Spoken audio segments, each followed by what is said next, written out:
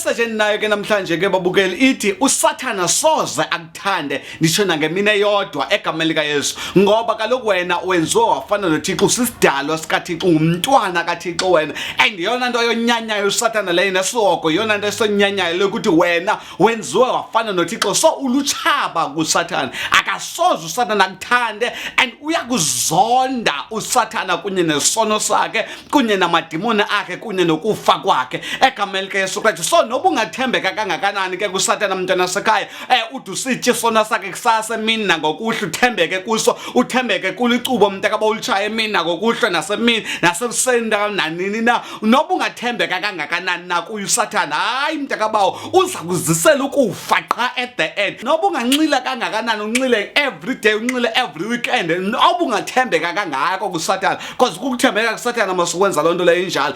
Noba ungathembeka kangako mntwana sekhaya, uSathana soze akuthanda. Nditsho noba ungajola kangakanani mntakabawo, uSathana soze akuthanda. iBhayibhile iyayichaza nje ukuthi kukhona ubutshaba between umuntu noSathana. So we are enemies with the devil. So noba ungenza ntoni na, uthembeke kangakanani na kuye uSathana, kodwa yena yedwa akasoze akuthanda. Jonga ubukho uyibona ichappies mntakabawo, uye uyitye ichappies, uyiviphelele incasa ngomntakabawo, uyilahle. noSathana wenza kanjalo ke mntwana sekhaya, noba akuthatha akutatathelisa akunikeze yonke into oyifunayo apha phezulu mntakabawo, namantombazana akulandele, nabafana bakulandele, kube nzima kuyele nale mntanaba. Ndiyakuxelela uSathana soze akuthande, uza kuhlafuna akumunce, akususe bonke ubuwena bakho, akubulala ubuntu obubulapha ngaphakathi apha, and then after that akulahle mntakabawo, uze uhlekwe nazintaka, uthi noba uhamba esitratweni uzifuna umvandedwa, uzibuze uba hayibo kanti namaphupha am aphelela phi na, ubomi bam kahle kahle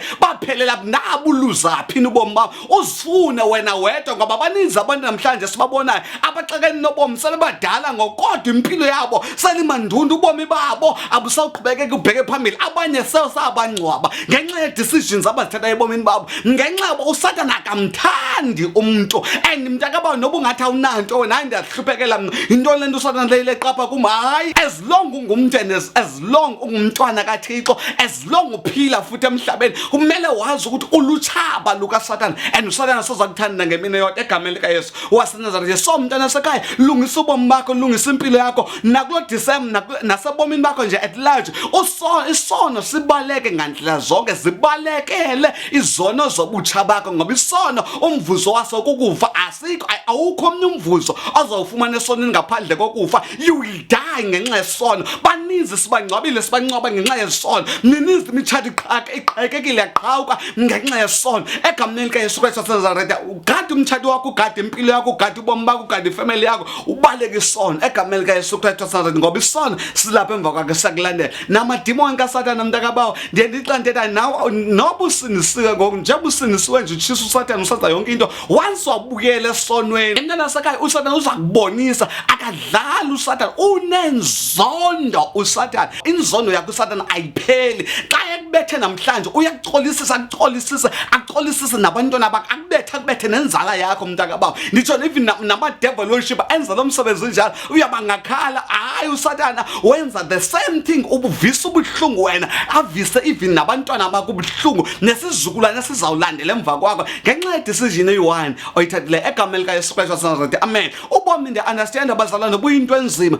but ubomi kunezinye izinto ongakwazi ukuthi uzenze ukuthi uzikhusele kuzo ukuze ubomi bakho bulunge. Ngoba enye into asinakwazi mhlawumbe uzibalekele into yobana kube khona i-accident, angeke sizibalekele into yobana mhlawumbe ugxothwe emsebenzini kuphela umsebenzi, but kunezinto ezizi-behaviors onokuziyeka, uthi wakuziyeka ezo zinto zikusindise ezintweni ezininzi.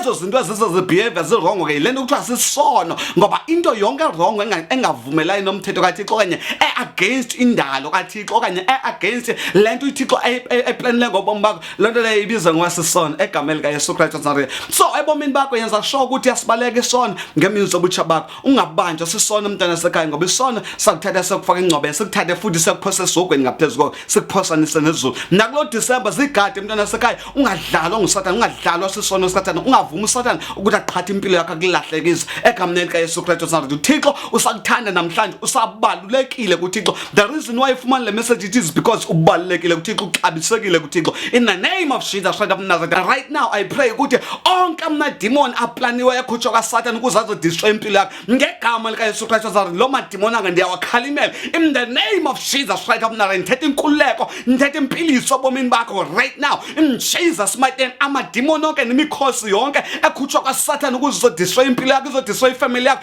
ezisukufa in the name of Jesus Christ of Nazareth, ndiyawadestroya onke lawo mandla kaSathane, even the plans zikaSathane nazo in Jesus mighty name. Masitshabalale ngempilo yakho egameni likaYesu Kristu. Ubomi bakho letha uThixo wayidalela ukuthi mayibe yiyo in Jesus mighty name. Makube njalo egameni likaYesu Kristu waseNazaretha. I come against every curse eyathethwayo phezu kwempilo yakho ngegama likaYesu Kristu waseNazaretha. Ndithetha ukuphila, ndithetha ubomi ngoke ebomini bakho in the mighty wonderful name of Jesus Christ of Nazareth. Be healed in Jesus mighty name. Be delivered in Jesus mighty name. Be protected in Jesus mighty name. Makwenzeka intando kaThixo ebomini bakho nasempilo yakho ngegama likaYesu Kristu. Icebo likaSathane libhange litshabalala lingaphumeleli phezu kobomi bakho egameni nasegunyeni likaYesu Kristu waseNazaretha. Thixo ke uyakuthanda, uxabisekile, ubalulekile kuye in Jesus mighty name. Fight back umntwana wasekhaya, ungavumi uqhathwa nguSathane, ungavumi uqhathwa ngamadimoni akuxelele ukuthi une feelings ngokanye nenkanuko ngongase ungajola okanye ngase unganxili okanye ngase ungeze nasepini isono. Baleka isono ngoba isono umvuzo waso kukufa. Asinanto sikuphathele yona egameni likaYesu Kristu waseNazaretha. Thixo ke usakuthanda, uxabisekile kuye. Inkosi ngixesha lakho in Jesus name. Amen.